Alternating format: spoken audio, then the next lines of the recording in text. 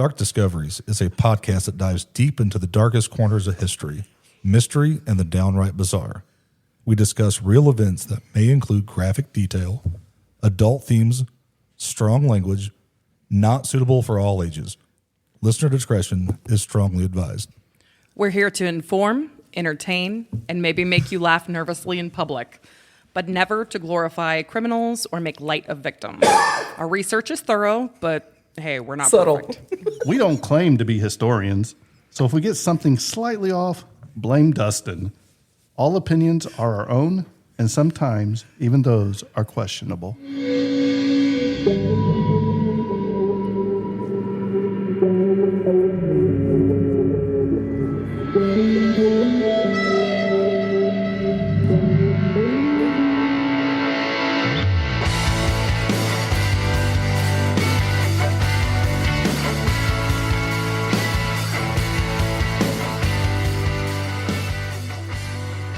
And welcome back to Dark Discoveries. I am your host, El Grande. And I am here with... No, I don't know a cute name. Jackie. Hey, there we go. All right. And coming in from parts unknown, Greenwood, Indiana. weighing in at 185. 450 pounds. He stands 5'2". It is El Taco Bell. No, you're the buff. Yay. Well, never mind. If you can't tell, we're back. We're having some fun. First time we've been together. In a little over a month. I've missed Inside you almost 2 guys. months. Yes. Inside baseball. I think the last time was after Thanksgiving. Yeah. So we're okay. back. Jackie went on vacation. She brought us back some Lucha Libre masks. Jimbo's too good for it because his head don't fit. My on it. fat head. But me and Jackie are sitting here. We look like luchadors. All right, don't make me put mine on. I'll put it on here in a second. But Yes. before we get started, because I want to make sure I tell my story. You know, He's why, been dying for why a do month. these things always happen to me? Because we don't share when we poop our pants. No, this isn't a poop story. It's even funnier. So we all know that we just had 13 and a half inches over where I live. You got 13 and a half inches? did. That's you a you lucky pro- dog. that's a I you only got problem. It's a good 9. night. So I had to get up and go to work, right? It's the first day back to work. I get up at 1 o'clock in the morning, start my car, get on the road, got to get gas, right? So I go into this one gas station and I fill my gas up and I got to go to the bathroom while I'm in there, right? I mean, you might as well kill 2 birds with 1 stone. So I go in there and, I tinkle and wash my hands and everything, come out, get my energy drink, get my Dr. Pepper Zero. Told you it's the best zero sugar pop on the market. Go up there and pay, right? Right. This lady's like, Sponsor oh, that'll Dr. be Pepper. this, and I'm like, oh, yeah, we chit-chatting like you normally do, nice guy. It was at that moment that I proceeded to the door, opened up, and the wind hit my body. Uh-oh. Old McFly was down, and old Peter Pecker was peeking. And don't laugh because it was You cold outside. really could have used a mask at that time. I said, I cannot go back into this gas station ever again. I've been using that gas station for 15 years going to Louisville. I cannot show my face there. I cannot show my head. Either one. I got 4 words for you. Shrinkage is a thing. 4 words, Jimbo. Shrinkage is a thing. That's 4 words, Dustin. 4 words. Let's go back. Button on a fur coat. My wife goes, you didn't feel it? I said, well, yeah, but once the cold air hit it, So now we cannot get sponsored by Me Undies because it sounds like Jimbo doesn't wear Me Undies. no undies. I don't know. It just slid out the little hole on the boxers. TMI. I'm sorry. I but know this- it's happened to the best of us. No, it's never happened That's to why me. I said the best of us, not the worst of us. No, I'm the best of you. Well, Dustin, why don't you go ahead and tell the people what we're talking about tonight? So since Jackie, star of the play Luxury Cruise, and Jackie, who happened to just got off a cruise, Yes. we're going to take that theme and we're going to be cruising, eh? we're going to cruise Yes. down through this episode. So I want to be very clear when I start this. If you're eating you may want to pause this episode, wait 30 minutes after you finish, and then turn it back on. If you're on a road trip, probably pull over and get some fresh air. And if you're on a cruise ship, why the hell are you listening to us right now? Yeah, be soaking up the sun. It is cold in India. Because we are pirates of the ocean, my friend. Because I wanna get be your a drink pirate. on, but Can I just say I really miss walking around? You miss? I miss it, boys. I miss walking around at like 3 p.m. with a margarita in one hand and a cookie in the other. I was like, this was the best. I think she has one in her hand before we started recording. And then your Don't get my daughter's pulling her shirt and be like, "Can I have more ice cream?" Oh my It's God. free, go. The self-serve ice cream station. I mean, Her daughter Abby's probably over there. we had straight up withdrawal. Like the week we got back, everyone's like, ice cream is 7:00. I mean, can anybody want to go? A friend of mine went on a cruise with his family. Shout out to you, Webster, if you're listening, but you're way more sophisticated than we are. And you probably aren't listening, but he was talking, did a live stream on YouTube and was giving us like an update on how much ice cream his son had. And it was like within a couple hours, it was like 15 or 20 ice cream cones already on day one. That's a rookie. You got to measure it by gallons with Jackie's daughter. That was day one, like before they like got into international water. So let's just sit back and relax, because let's just say this is going to be a shitty ride. Tonight on Dark Discoveries, we're not covering murder or mysteries or anything paranormal. We're covering something far more terrifying. What happens when a luxury cruise vacation, which depending on what cruise line you're on, it may or may not be luxury. What happens when everything you know collapses under the unstoppable democratic force of human feces? This is the story of the cruise ship that became a floating biohazard. Can I just say, I would not have gone on a cruise had I've heard you do this before we went. Oh, this is just like a once-time thing. And we hope. Cruises can be a little bit trashy, but they're fun, okay? Yes. They're fun. This is extremely rare. Could have happened in your own car driving to work, so you don't have a toilet there. So, I mean, this is still luxury. But how many people can fit in a car versus on a cruise ship? That's the difference in the But how many smell. people pooped their pants in a car before? I mean, I think everybody does it at least come once close, in their but- life. Yeah. Either that or they're running into the field off of the highway. I've seen that a few times. Was he wearing a luchador mask? No, but he was missing out. We're talking a PR nightmare that turned into a cautionary tale that they should teach in school.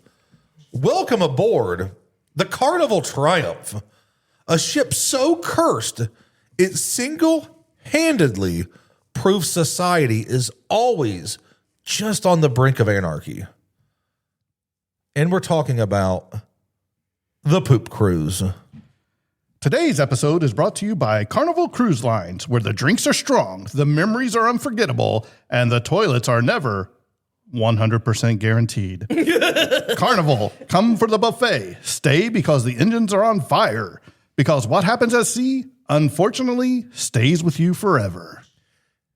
In 2013, the Carnival Triumph was marked as a floating marketed as I got a luchador mask on, so I'm having a little trouble seeing. It was marketed as a floating ship of perfection, nearly 900 feet long, loaded with pools, bars, casinos, karaoke, more buffet food than ought to be allowed by law. Keep it. Well, I got to wait on that part. This ship promised an escape from, life and responsibilities. The itinerary was simple. Leave Galveston, Texas, party in Cozumel, Mexico, come home sunburnt and hungover and somehow spiritually lighter and relaxed and ready to go back to your mundane life. On board were 3,143 passengers and 1,086 crew members. So we're talking 4,229 people on board this ship. On February 7th, the Carnival Triumph was set to set sail. Like I said, the itinerary was simple. 2 days at sea, a quick stop in Cozumel to go get your drink on, or like Jackae and like I did last time, you go watch yourself some luchador wrestling, drink you some tequila, maybe try to go shop around these, crazy streets in Cozumel.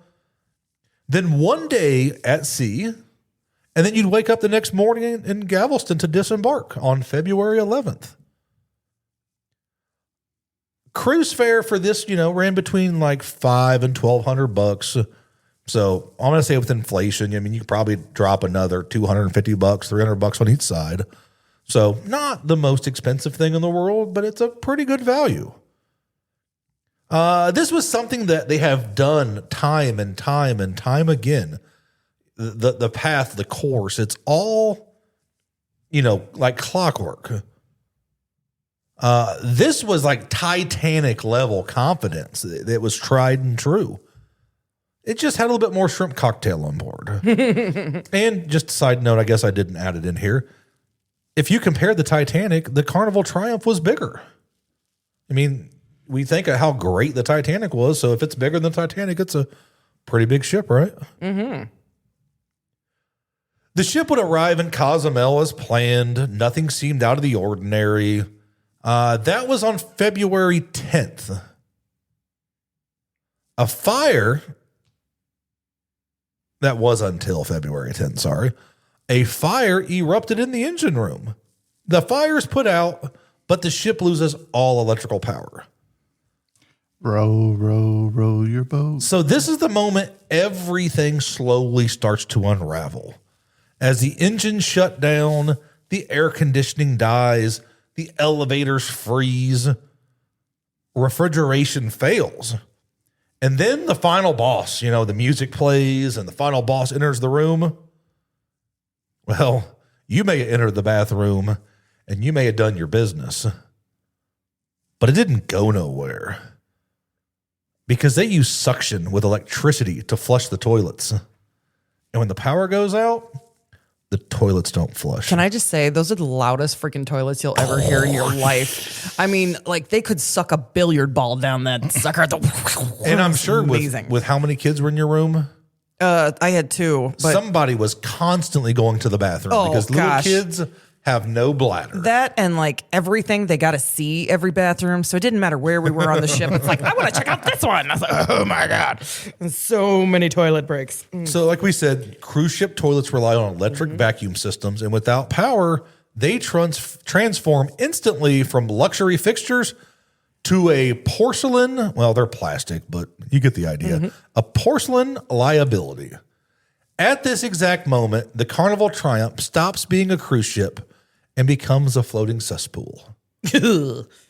At first, it's just uncomfortable. The toilets won't flush. Carnival tells the passengers not to use them and to pee in the shower if necessary. People are starting to get a little bit annoyed. Cures athlete's foot. But they do. It can. Jeez.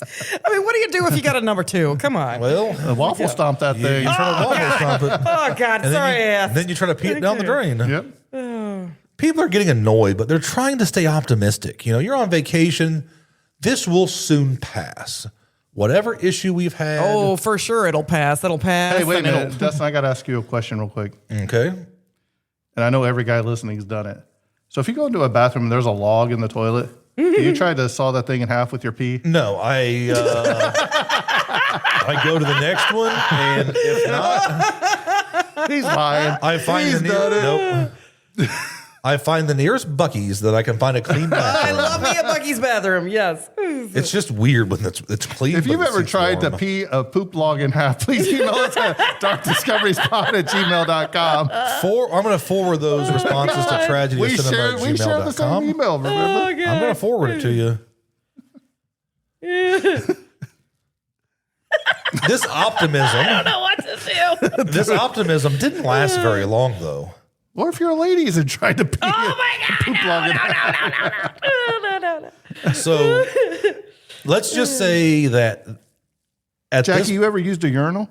Jesus, No. Jimbo. No, I know some girls do. I've never used one. I mean, I don't know how physically that would work. Asking but Jackie if she has a stand-up funnel to use to go to the bathroom is a little bit inappropriate. Yeah, you know, what about me is appropriate? Let's be honest. She's That's wearing good. a lucha mask. I've got a lucha libre mask on. I got Jason singing campfire songs on my T-shirt with a bunch of campers and a NASA hat. and a NASA hat. A NASA hat. Yes, where I did ask the astronaut if he ever pooped the in space space. landing was hoaxed or not, and I just got a dirty look. I was like, oh, okay. I guess he doesn't want to reveal his secrets. Wow. So just like this episode, this is the point in the cruise where shit hits the fan. Sewage starts to back up. Bathrooms overflow. And then you know what Carnival does? They hand out little red biohazard bags. You know what's scary is how many red little biohazard bags they have on board, right? Well, Yeah, you I'm gotta be sure there's a whole prepared. room. Yeah. And I'm sure they'd probably double as the vomit bags because every now and then the water gets pretty rough and you may need them. Well, probably like diabetic needles and all that stuff too probably goes in there, right? Not in a bag. That probably goes in something a little bit harder, Jimbo, so you I don't was poke gonna yourself. say, I'm saying, but actually- they have the red bags inside those containers. Actually, all over the cruise ship we had, there were sharp dispensers. Yeah, I'm sure it goes that into kind something of thing. hard so you don't Well, poke it yourself does, and but I'm take just the saying there's bag usually out. little red bags inside that. First, Yeah, yeah. Right? Thank you. Yeah, it's a biohazard bag that they Yes, pick up and change it out so that way they don't have Thank to you. change stuff all the time. Yep. Mhm. These were not optional bags. The hope was this would be temporary, like what we said. This wasn't the case. These are poop bags they're handing out. Grown adults on vacation are now expected to poop in these little red bags. With no power, the ship starts to heat up. The air becomes stagnant, and the smell starts to take over. Passengers later describe the odor as overwhelming. It clung to your clothing, your hair, and was forever ingrained into their memory. This isn't just poop. It was a symphony of rot, sweat, spoiled food, and regrets. Regrets? Is that like regrets? Yes. The smell became a living entity. Mattresses were dragged onto the deck. Well, decks. Hallways become no-go zones Would they be known as the poop decks? as sewage leaked and flooded into the hallways. Hope quickly vanished. This segment is brought to you by Febreze. Febreze, because sometimes you need to pretend that isn't happening. Febreze, it won't fix the problem, but neither will Carnival. Could you imagine they do those amazing commercials where you walk into a room and then they're like, oh, and smell it. Oh, it smells like my grandma's house in the spring. And they take their mask off and they're like in all these piles of trash. Do you imagine taking a Your mask grandma off? was a hoarder? And then like it's nothing but like shit from the cruise. It should have been a poopery commercial. I always cruise with poopery. Oh man, I'm gonna start because this is starting to freak me out a little bit. Whew. Yeah.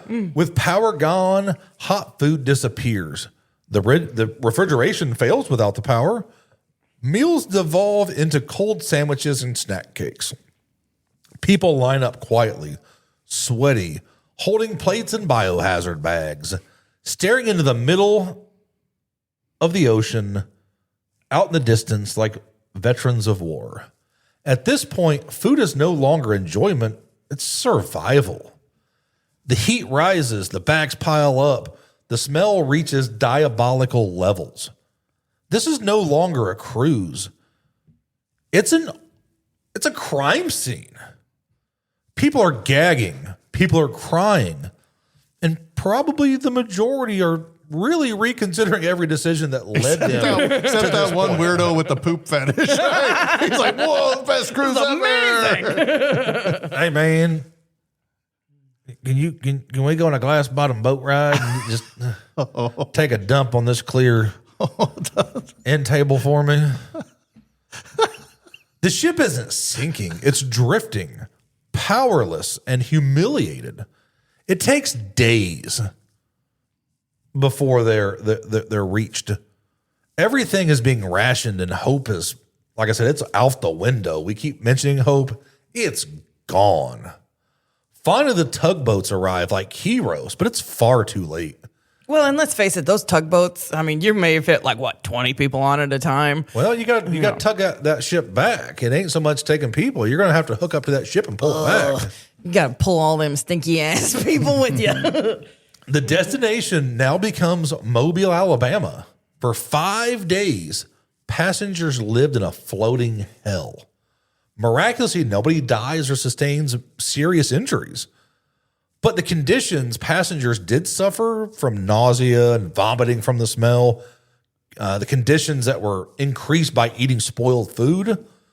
But through all of this, I just want to say everything I've heard and kind of researched, the crew worked through the same horrific conditions that the passengers were suffering through.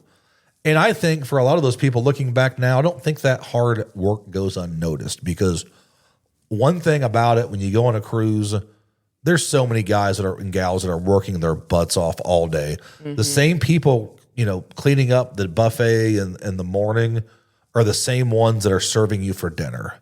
They work their tails off 16, 17 hours a day, and not for enough compensation. So if you get a good person on a cruise, tip the hell out of them. This episode is also sponsored by Charmin toilet paper. Soft, dependable, and tragically useless without plumbing. 1 play or 2 play? Let's hope it's 2. Well, they should have stocked up on John Wayne toilet paper. Why? So it's rough and tough, and it doesn't take poop off anyone. Why? So you can have chafing on top of that? Mm-hmm. Pilgrim. So on Valentine's Day, oh no, which is a year from this Valentine's Day, Dustin my next cruise. Oh no, that's a bad Valentine's Day gift. It'd be real easy to top it next year. I'll say that. I hope nobody was a smoker and a match or something. When the ship finally docks in Mobile, everybody leaves changed. This is stardom. Couples bond through the trauma. Carnival offers refunds, reimbursements, and $500 cash. So you're getting cruise getting your was money free. back. Yep. You're getting $500, and Carnival is going to give you another free cruise. An absolutely insane suggestion for the people who went through this. Yeah. Lawsuits followed. Trust collapsed. Carnival faced a real PR nightmare. The cause of the fire was from a faulty generator, one that they knew about. Like I said, Carnival faced multiple lawsuits. I'd hate to think, I'm sure those numbers are probably out there, but kind of hard to dig up the exact numbers. This would lead to Carnival spending over $500 million to increase safety across their fleet. Now, here's the big question, or the big answer for you. The total cleanup cost on the Carnival Triumph was $766 million. And then you know what Carnival does? They do the boldest thing yet. In 2019, they renamed the Carnival Triumph the Carnival Sunrise. Because if there's one thing that history teaches us, is that you can't outrun the consequences by changing your name and hoping Google forgets it. People still complain, and some of these older ships still, that you can still smell sewage on the boat. I know Mythbusters put a pig in a Corvette and let it sit for a week or two in the sun. They took everything out of it, the carpet, the seats, the interior, everything. And they couldn't get the smell of a rotting pig out of a car. I will tell you this. My grandfather was a hog farmer, and not only just a hog farmer, but a confinement hog farmer his entire life. And when we lived on the East Coast out in Maryland and North Carolina, he would fly out from Illinois and come and stay with us and everything. And a week into it, you could smell it in his skin. It would still permeate. It didn't matter. And he actually got to where he would take toothbrush and toothpaste and scrub his skin. Ooh. And you could still smell it. And here he is, retired now, doesn't live on the farm. He's, in a little house and stuff. And his garage still smells like it, but the rest of his house is fine, and he finally doesn't smell it. But it took years to get the smell out of his skin, and it was just, I don't know if it's just something his pores absorbed or what, but it didn't matter how long he was away from the farm. He still smelled of it until years later. It was crazy. And I know I work with a guy who used to work on a hog farm, and he still will not eat with his hands. Yeah. Like, it's funny. You'll get him pizza, you'll get a sub sandwich, and he's got a fork and a knife, and he's cutting it up. He's like, I worked on the hog.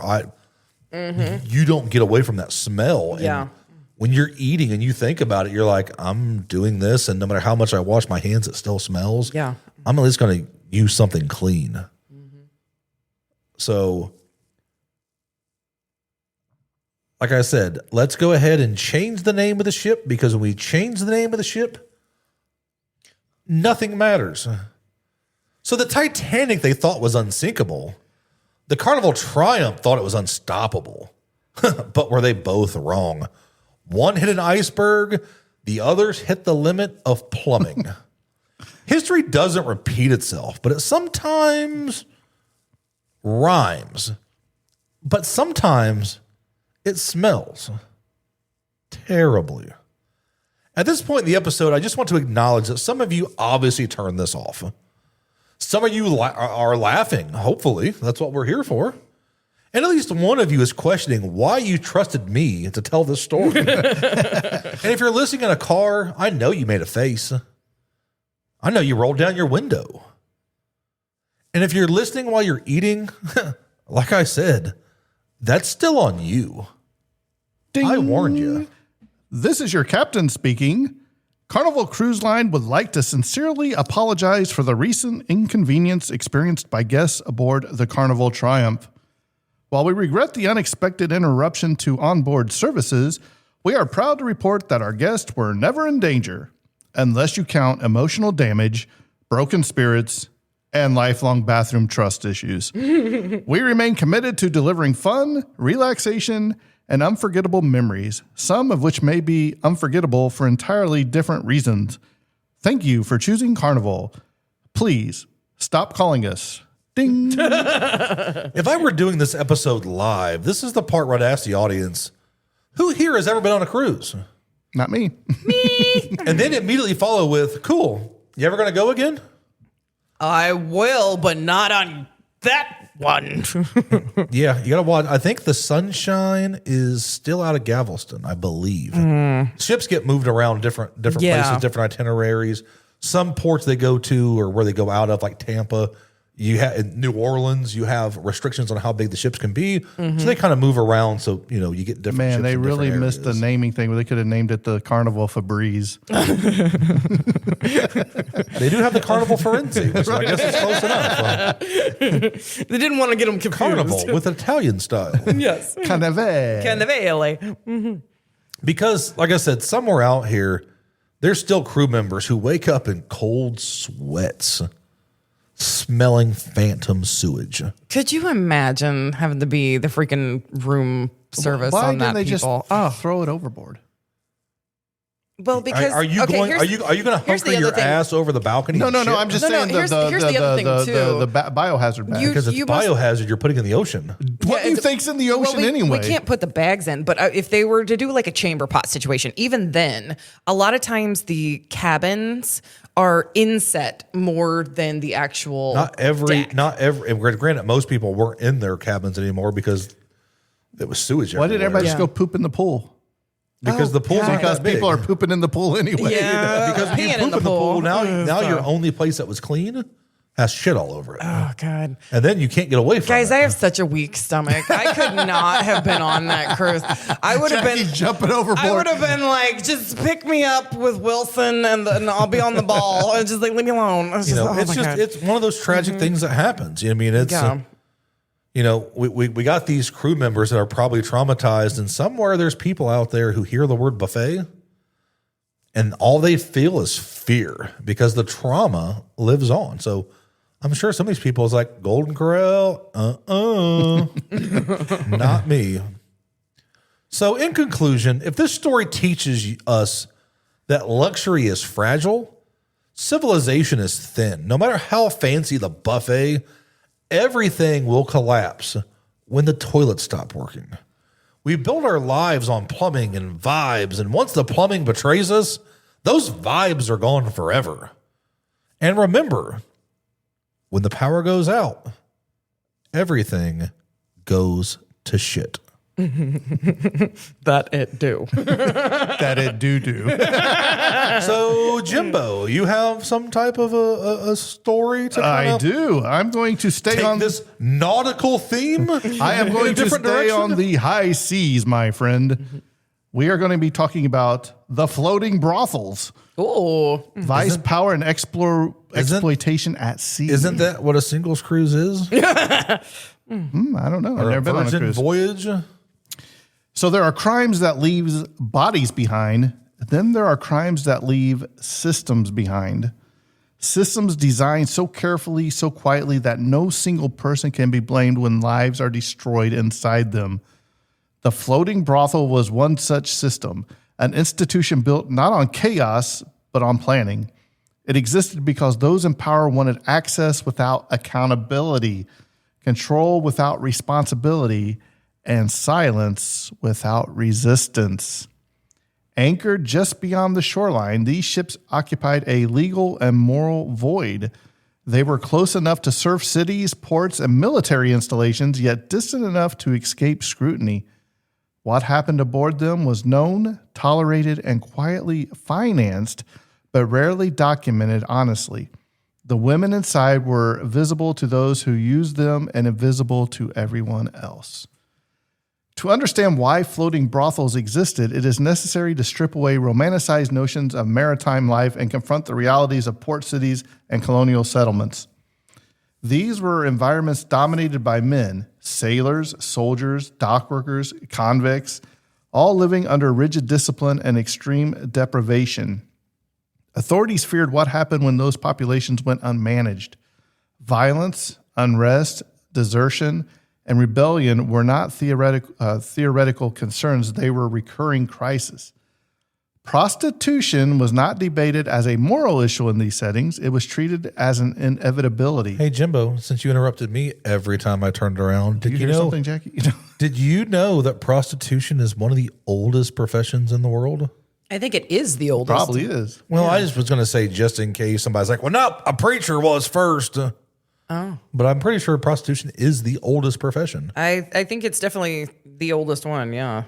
The question was never whether it would exist, but how it could be controlled. Floating brothels provided an answer that satisfied administrators while silencing public discomfort. By placing prostitution offshore, officials could regulate access, monitor disease, and maintain order while denying direct involvement. If abuse occurred, it happened at sea. If women died, they died outside of the city limits. If records disappeared, the ocean provided cover. One of the clearest early examples emerged in colonial Australia at the turn of the 19th century.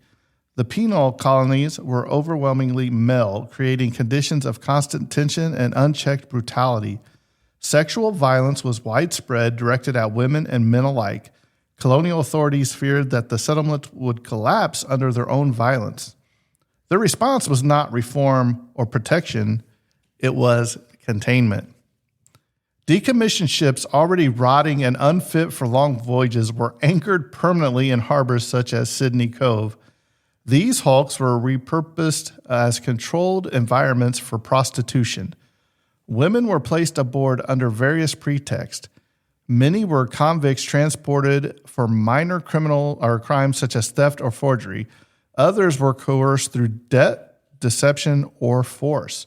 Official documents avoided explicit language referring to these women as servants or workers, but the purpose of the ships was unmistakable. So they're telling these ladies, hey, we got a job for you, or you're going out here, you know, you're going to be doing something else, but guess what? You're just prostitute. Just think about it. Our wives and husbands are prostitutes because, you know, we have to buy them stuff and groceries. and housing and whip them when they are bad. Is that? and take care of them in return. That is not where I think that was going. Okay. So conditions aboard the floating brothels were often worse than those inside prisons. The ships were damp, poorly ventilated, and overcrowded. Talk about having a malfunction of a poop thing out there would be really bad. Rats and insects were constant companions. Clean water was limited. Living quarters consisted of narrow bunks stacked tightly together, leaving no privacy and little rest. Women were expected to service a steady stream of men brought aboard by guards, sailors, or intermediaries. You want to talk about an interesting time in American prostitution? Look up what was going on right as Pearl Harbor happened. Just a little tidbit. Refusal was not treated as consent withheld, but as insubordination. Punishments ranged from confinement to physical violence to reassignment to harsher labor. Any money exchanged rarely stayed in the women's possession.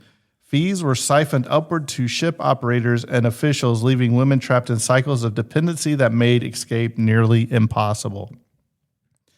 Medical oversight was presented as evidence of responsibility and concern for public health. In reality, it functioned as surveillance and discipline. Women were subject to frequent invasive examinations intended to detect venereal diseases. I had two luchadors look at me. Sorry, we heard you say venereal diseases, like, and we're like, oh. The life of a luchador. Like, oh no. That's why they wear Should've the put mask. a mask on it. Should have wore a mask. Put a mask on. The worst thing a luchador can do is lose his mask, right? The demasking is frowned upon. It's the most dishonor. Okay, we're good. It's the most dishonor that you can face in any pictures you have seen of me outside of the picture that just got posted while we were recording this, and you will know which one it is the only official picture of me out there. It's on his driver's license. Everything else is AI. That's right. and a phony. That's right. Because this mask doesn't leave. And I just love These colors that. don't run. I just love that it says Houston, I am the problem on your hat. As my wife said, I am the problem. I love it. It's me. I'm the problem. It's me. Hi. Oh, I'm the Lord. problem. It's me. Well, how'd we go to Taylor Swift I don't know. and floating brothels? And whoever sings, put a ring on it. These inspections were humiliating, often conducted without consent, and sometimes used to justify further confinement. So, hey, I need to check if you got a vulnerable disease there, Dustin. Ooh. Mm-hmm. Women found to be ill were isolated below deck or removed Let from me get your service thing entirely. and put it on a table and hit it with a mallet. Treatment was inconsistent or non-existent. Some were abandoned once they could no longer work. Men were rarely restricted or punished. Disease was framed as a failure of female morality rather than an inevitable consequence of exploitation. So it's her fault. Always. Yep. Yeah. You did the pushing, but it's her fault. How dare you? Floating brothels were not unique just to Australia, though. Throughout the 19th century, similar systems appeared across Europe and Asia. In France, anchored brothel ships operated near major ports to keep prostitution away from urban centers while serving military populations. In Japan, offshore prostitution developed alongside tightly regulated entertainment districts, offering access beyond land-based restrictions. In China and Southeast Asia, river-based brothels blurred the boundary between land and sea, operating under a local power structure that benefited from legal ambiguity. Across cultures and governments, the framework remained the same.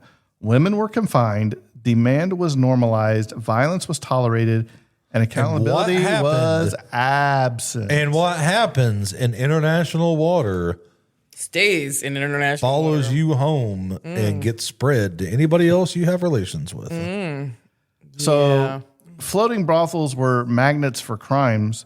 Assaults were common and rarely investigated. Deaths were attributed to illness or accident. Women who disappeared were simply erased. So who operated these floating brothels? It seems like a mob racket. Government, Never know. You didn't find I mean, it's out international because- waters. Yeah, It's probably they're pretty pirates, easy. baby. They're Yeah. pirates. So your answer is pirates. I mean, to this day, a lot of the trafficking that happens is all through international waters. You know what they should have done? They should have had a brothel in a submarine. Oh, see? Now we're thinking outside the box, right? Mhm. Not looking for that. Under the sea, under the sea. Darling, it's better down Please where it's come wetter. over. Take it from me. Oh, I was going to go a different way, but you had to interrupt. Now the world will never know the end of my song. And now we lost Jackie. Oh, man. Maritime jurisdiction complicated accountability. Anchored ships existed in legal gray zones where responsibility was easily denied. It's called a submarine. Port authorities deferred to maritime law. Dive. Deeper. Maritime officials deferred to local governance. In the end, no one was responsible. Records, when they existed at all, were vague or euphemistic. Names were omitted, causes of death were simplified, And the pages were probably and stuck the together. sea became an accomplice, absorbing evidence and silence alike. Floating brothels survived because they were profitable. Money flowed about the through money. the layers of intermediaries, from ship managers to port officials to medical inspectors and guards. Is this an adult show? It's all about the Benjamins and BJs, baby. Bribes were common. Oversight was minimal. The system depended on shared benefit and collective silence. The women themselves had no leverage. They had cleavage, but no leverage. Their labor was essential. Their suffering was irrelevant. By the early 20th century, floating brothels began to vanish. Their disappearance was driven not by compassion, but by practicality. Expanding cities erased the physical distance that made offshore exploitation convenient. Advances in medicine undermined disease-based justifications. Reform movements began exposing conditions long ignored. Some ships were dismantled quietly. Others were scuttled or repurposed. Their histories were buried, their records destroyed or forgotten. So, Dustin, your poop cruise could have been a floating brothel at one time. This ship was built way after the time of floating brothels. You know what? I bet you they wished it was a floating brothel as opposed to a floating poop. It's like, yep. I just want to go out there. We're laughing and joking, and I hope most of these people were volunteers to be on this ship. I'm not thinking so. And not forced on it, because we're kind of laughing because it's a funny concept, but you have to remember these people were probably taken Yep. Yeah. against their will, which just makes us so much more sick and twisted. Well, and it's interesting because our friend Laura that was on, a lot of what she's telling is very similar to some of this. yeah, and I feel very bad about making jokes after thinking So about that. why the floating brothel still matters? The logic that created floating brothels did not disappear. It evolved. The impulse to push exploitation out of sight persists in modern systems that rely on distance, ambiguity, and deniability. Offshore detention centers, maritime labor abuses, and industries designed to operate beyond scrutiny all echo the same principle. The floating brothel was never about morality. It was about control. It was about deciding who could be sacrificed to preserve order and how quietly that sacrifice could be made. The women who lived and died aboard these ships rarely left names behind, but their absence is its own testimony. History often remembers institution and forgets those crushed beneath them. The floating brothel reminds us that some of the darkest discoveries are not hidden because they are unknown, but because they were accepted. The sea did not erase these crimes. It only hid them long enough for society to look away. Interesting. So I want to take a serious note real fast. Bob Barker always told you to spay and neuter your pets, but I've stumbled across something this week that I think is very important. And unfortunately, it's only going on in Florida right now. But I think that I'm hoping what happens in Florida with Florida House Bill 657 will sweep the country. And that is to take the power from the homeowners associations back to the homeowners to where they can dissolve these terrible things. So if you're in Florida, these aren't helping you. Get out there, find out how you can sign these bills. Hopefully they can get these into further places, because taxes is theft enough, but homeowners associations are the fucking devil, okay? I said it. There's my rant for the day. If if you live in Florida, please do the right thing. Somebody's property taxes must be due. No, it sucks because I was reading an article where this elderly woman was losing her home because she didn't pay property taxes one year, and they hit her with like a $20,000 back homeowners association fee and is facing foreclosure. Well, you know, Because she didn't pay the HOA fee. That was whatever it was a year. And that's bullcrap, huh? well, you're talking about Florida and the way Florida man. the way that people should be dealing with the homeowners association. I can tell you right now, I know of 2 cases that these guys, that old lady needs to take a note from.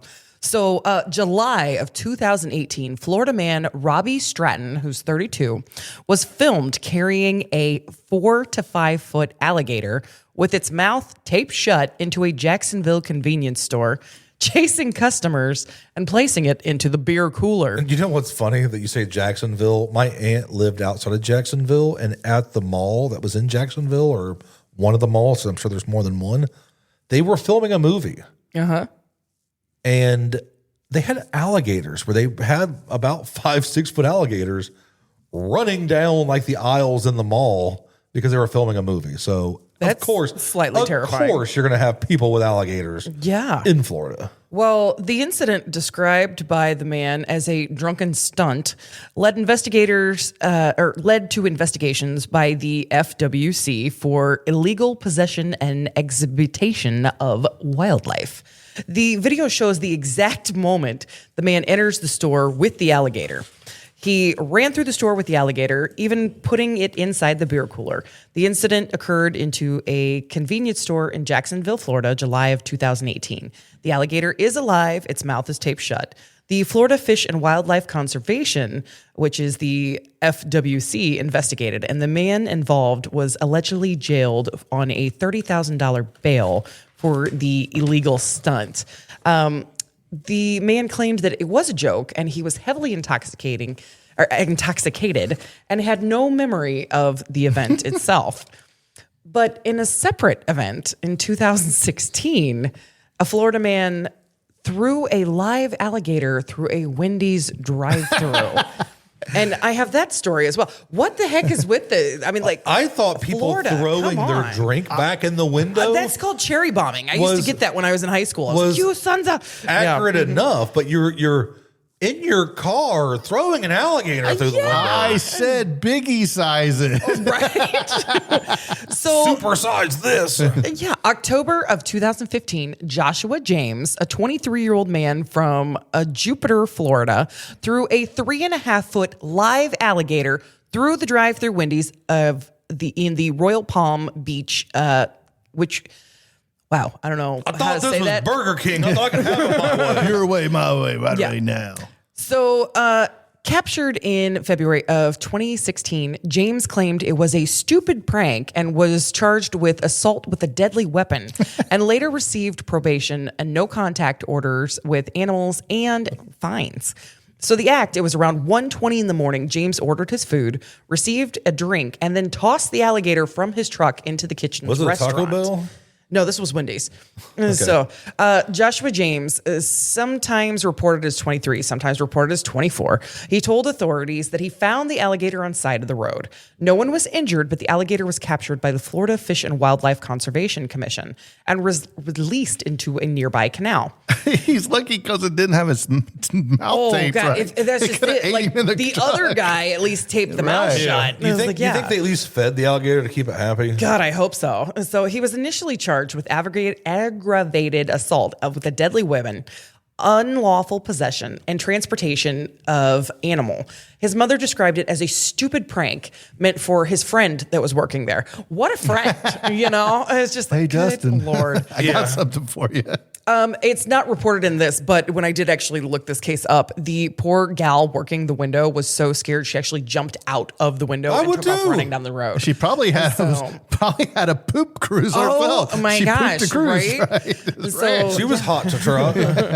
So the incident gained widespread attention as the quintessential Florida man story, with many news outlets, including the BBC, Chicago, and Good Morning America, reporting this in 2016. So if you are part of a homeowner association and you don't want to pay those fines, just go round up an alligator. You'll be just Toss an alligator into your homeowner. Yes. president. Like I said, at least it wasn't a rattlesnake because I'd have lost my shit. Oh, yeah. Me, snakes, and anything with more than 4 legs, I tend to not like. It's like, you can stay over there. It's good. Yeah, I've been watching people snake hunt. And let's face it, I always wanna say Florida boa is constrictor. the snake nation. I don't know what they do over there, but they grow them big Well, and it's like because- weird breeds. Well, they crossbreed is the bad thing. Yeah. So, like the Burmese python is just one will give 60 to 80, Yeah. live. And these snakes are like a foot and a half And long. there's at like birth. boa constrictors and there's pythons now that are like interbreeding, and they get very they're aggressive. getting really aggressive, really fast growing. They're like creating a super breed, freaky, slithering shit. And if you catch one snake, that's going to be hundreds that you keep from killing everything. And the sad part is it's not ever going to go away, I don't think, because just the amount that it is. So Florida, let's just kind of perfect cut. escape for it. Let's just cut the right Everglades breeding and just ground. float it. But Did you ever have a snake as a pet? no, hell no. No. You ever had one crawl on you? No. Okay, so I was house sitting for a couple when I was like 21, and it was my best friend and I. We got hired because we worked at this day spa. Because those that don't know it, I used to be a massage therapist, and I realized I hate the Floating human brothel. body. No, I realized like humans are gross. So the more I worked on them, the more I was like, I don't like you. So anyways, my best friend was a hairdresser, and the two of us got booked by a client to like watch her house because she was going on this big like month-long cruise, and so we got to stay at this gorgeous house, and we thought, okay, we're gonna be bringing in the mail, we're gonna be feeding she had a parrot, and so we were gonna feed the parrot, and The snake done ate, so you don't have to everything- worry about it. well, and that was just it. And she's giving us a tour, and she's like, we bought a car. We're going to fly out. We're going to take the cruise, and we're going to drive the car home. We were like, cool. She got out on our trip and realized that they forgot the license plate. And she's like, hey, send it to this location. They're going to hold it, and then we'll put it on the car when we get there. But you have to go down in the basement. We were like, this place has a basement? Oh, cool. So what do? We had to go out into the garage, and there was like a side door that took you down to the basement. And these people had money on money. And the stairwell all the way down the basement was glass. And we were like, oh, this is really cool. When this fucking snake bounced off of the goddamn window, and like we're on the phone with this lady, and we dropped the phone, we took off screen. When I say snake, it was like a boa constrictor, and it was her husband's, and he had like hissing cockroaches. The basement was like every creepy crawly thing that you could imagine. And here we are, like two prissy little girls, and That's a like, nope rope. oh, like we couldn't go back down to retrieve the phone. We were losing our minds. We had to call her boyfriend to come down there, and we were like, Thought you were going to call your dad. Dad, come. oh, trust me, I called my dad too, because of the freaking doorknob, and it was the middle of the ice storm, and they had one of those like put your number in it didn't work? keypads. We couldn't get it out of the house. We got locked in It'd be because funny the if you got locked in the basement. Oh my god! Thank God we didn't. But like, we were like, this lady tricked us because like we had no clue. So she didn't tell you about the basement. No, because we weren't ever supposed to see that side of it. We were only supposed to take care of the parrot because they took care of the other stuff. But her husband had like all kinds of creepy crawly, and we couldn't sleep there. We were so freaked out. And so My legs it was get bad. jelly with a snake behind glass. But I tell you what, like Let alone it. like No glass. like in Harry Potter where he falls through the lives. glass? No, he like lives in the place underneath the stairwell. Yeah. Like that part was all glass. So the whole thing underneath the stairs was a case, and I mean That's where the snake was? Yes, and it hit the glass as we were walking. We didn't see it. We're just like talking on the phone looking for this thing. When it hit, I mean, you could have.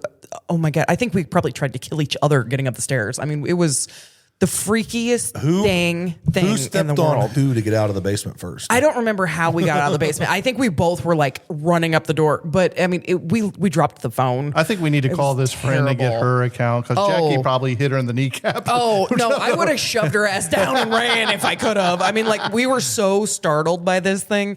And I was like, Kayla, shout out, I love you, but I will leave you with the snake. I'm just saying. It's like a zombie outbreak. I'm stabbing Dustin in the knee and running. It was the most terrifying thing. And then, like, we were second guessing every noise, like, for the rest of the time we were there. That snake could have been in the walls. Oh my God. It got to like, we were so paranoid that like, I mean, we were like going places together because we're like, oh, you gotta check the room.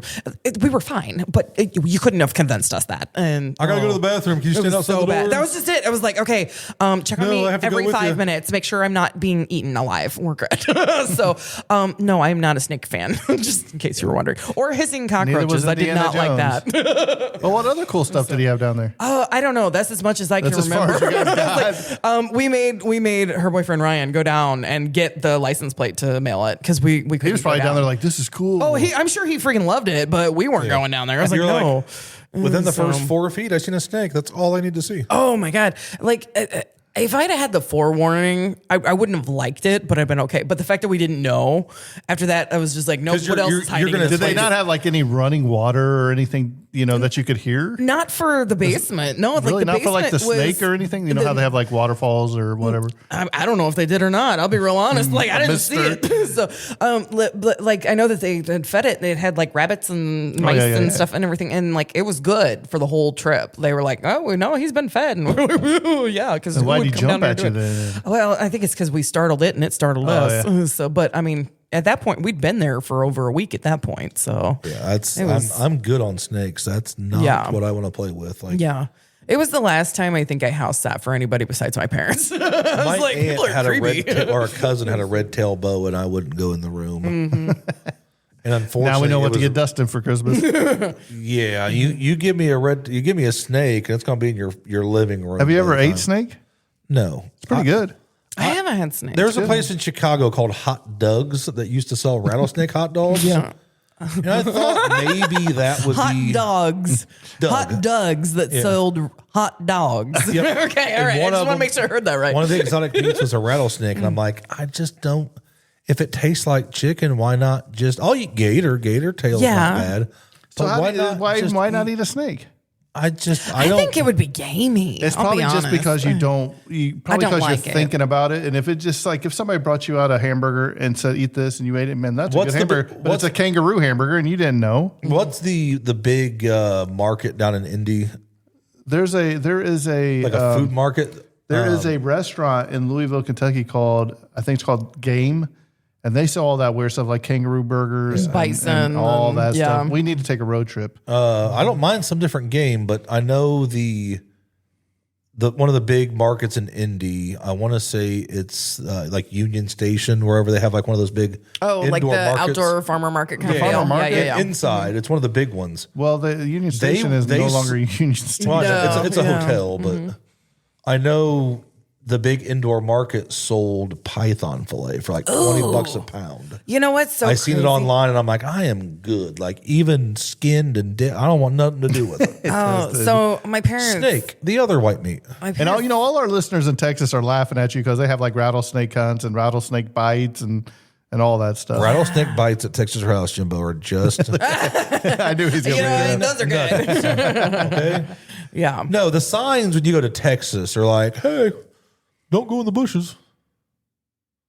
Could be a You know, I rattlesnake. mean, I'm sorry, but anything that can kill you when it's already been killed is a little freaky to me. I mean, they can still bite yeah. and snap for like up to an hour. Yeah, but there's also like fish you can eat that has been dead, and if you eat it, their skin is poisonous. Unless I watched one documentary somewhere, they had to hang these sharks underneath this wharf and let them, spoil. They weren't good until they spoiled, and I'm like, who did that? what's the point? Something I'm gonna eat. Well, and this is it. Like, who figured that out? That's what I want to know. Somebody- How many people did it take to be like, we need to let it go another 24 hours? Oh well, George died. It's your Okay, turn next. We'll try. Yeah, you try it next tomorrow and see if it's any better. Yeah. All right, Dustin, where can they follow us on the social medias? So you can always find us on our Facebook group that we got to get better at, Dark Discoveries Podcast. You can find our official page there as well Our link tree should be attached to our TikTok or X or Instagram. I don't think we have X. I don't know. Social media is not our strong point. I have been on a social media break for a while. I love it. Now it's time to get back on that saddle because you got a lot of catching up to do. Now, we're doing the Lord's work, at least with mentioning the names. Getting it out there is like Mother Teresa work. We'll eventually get there. Wow. I don't think any of us are even remotely close to like, Mother being able to Teresa. take her shoes off. If you want to email us for whatever you want to do it, besides inappropriate things, darkdiscoveriespod@gmail.com. I could give Jackie's email, but Mine's pretty easy to find. Don't tell him. she would get unsolicited pictures. Yeah, and we I don't do need not that. want to do That's that. good. Yeah, I already get enough of that in First real life. person who does that is getting turned over to the FBI. Please, I will turn your ass over to Justin Rimmel too. Unless they're wearing a lucha libre mask. Don't send me nudes, Nucha Libres. Please don't. The only nudes we're into is noodles. I don't even want noodles. Keep your noodles. You gotta be. What kind of noodle are you talking about? Oh, Lord. You know what? If you best want to ramen send noodles. me a picture of your favorite hat, that would be fine. But just picture it's your actual brain. Dustin, in it. I got an awesome idea. The got a Dark new one. Discoveries cookbook. Dustin loves food. We could do I a Dark love that Discoveries idea. cookbook. Yes. Well, Send us in your recipes. We'll include it. That's so fine. funny story. But it about has to have a cookbook. dark story with it. Oh, yeah, you gotta have a story. Yeah. No, like Daniel- the sourdough cocktail. Daniel Tosh had an episode where it was cooking with semen. And Oh, Jesus, why? There's a whole Why? cookbook. Oh, God. I am afraid to Was take. that cooking with the Navy? Okay. All right, that I would read. I am afraid of listener suggestions on recipes. We don't have to put it in. But I remember in like elementary school, you did a cookbook. Oh, yeah. And my mom gave me this stuff, and it's like, you're barely typing at this point. And they want you to type this stuff, and she writes the small OZ for ounces and cup. Mine was in kindergarten. I couldn't even read. I couldn't that find too. those buttons on the computer, so I just left shit out. So if you happened to go to the school system I did and try to make my grandma's cookies, I will assure you they are They delicious. are not going to turn out right, though. But I didn't do the recipe right, so I do love that. 12 apologize. pounds of chocolate chip cookies. No, I just like omitted it. Like if I couldn't find it, I just like omitted the whole part. Hopefully the teacher went behind us and checked our recipes. So if you have a recipe that is a legit recipe, send it to us and a cool Dark Discovery name for it. And we'll yeah, I got a really good chicken pot pie I've been doing. So Yeah. Nice. it's we'll talk about it off air because we don't want to make these people hungry, especially after they had to listen to To poop cruise. and cookbooks. We always bring it full circle, boys. But Good. okay. You know what really makes you want to go poop? Taking a cruise? White Castle. Oh, no, Hey, no, we're going to no. get that after we So get done. if I anybody think. wants to sponsor us, we're looking for our first legitimate sponsor. Dr. Pepper, White Zero. Castle, Dr. Pepper. Don't give Zero. them White Castle. I have to record in here. Carnival Cruise Line. If you want to sponsor us and give us a cruise, I will delete this episode. World Wrestling Entertainment. We will be there Yes. front row with our mask on. yes. Nope. They are not getting any more of my money ever. So I will go to Mexico and watch Lucha Libre, though. I freaking love me some Lucha Libre. I want to go to So, Mexico City and like watch Triple. That's just what I want to do. Yeah, that's Why you can watch fun. Dominic Mysterio. He's the AAA heavyweight champion right now. Ooh. I want to see like mask lucha like in Mexico. Well, as you're deep in as you luck can get. because we're gonna do an episode. I am gonna cover of. Oh, now El you're talking about Santo. urine. Now you're talking about urine. Oh no! You're in luck.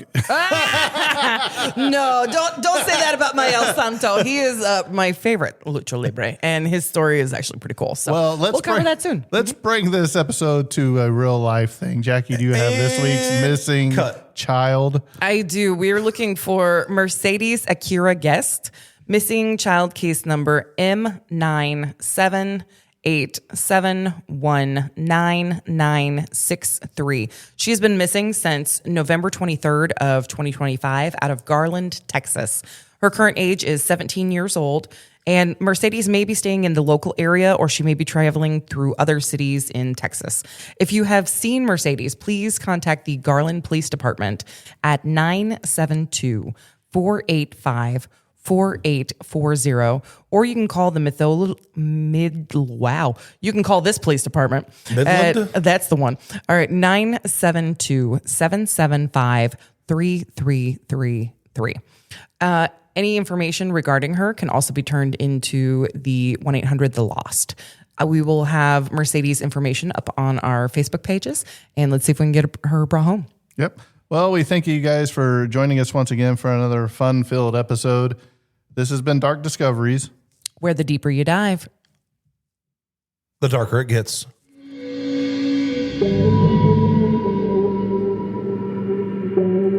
You ever wondered why Pepto-Bismol makes your poop turn like a black color?